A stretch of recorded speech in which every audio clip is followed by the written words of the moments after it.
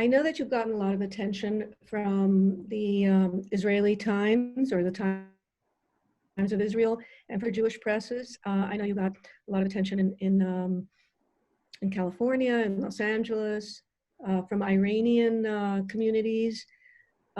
So my question is, do you think your book appeals to other communities that are not other communities that are not Jewish, other ethnicities, Americans in general, people from anywhere in the United States, from the South, from people from Alaska, or Yeah, in yeah, your experience? yeah.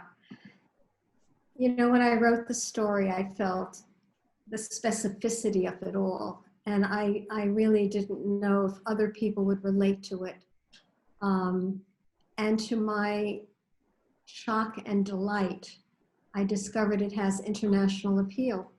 I've been receiving emails from people in England, Italy, Hong Kong, the middle of America, the Midwest. These are not Jews, these are not Iranians, who say, I relate to your story.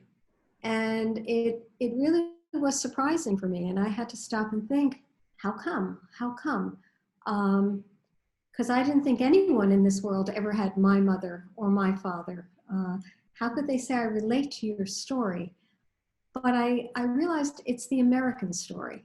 And that's why it's coming from another world. It's a story about coming from another world and feeling marginalized.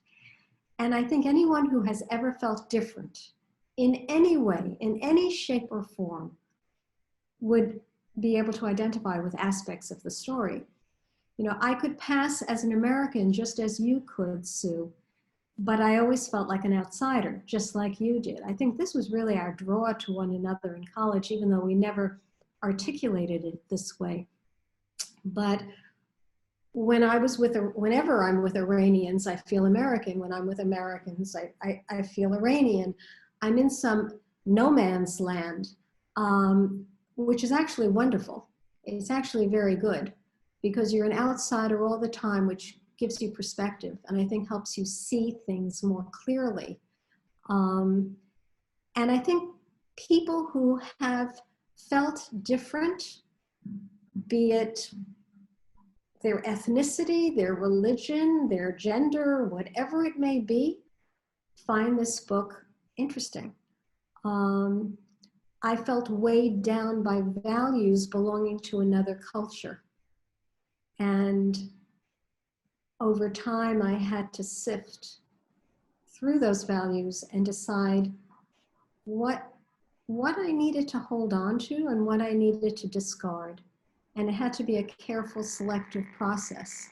And I think many people go through that. Even if you're American and for generations you've been American, values get passed down and there's that question again, what is important to me and what isn't? And what do I want to pass on to the next generation and what don't I want to? So I think it has a lot of themes that can speak to anyone.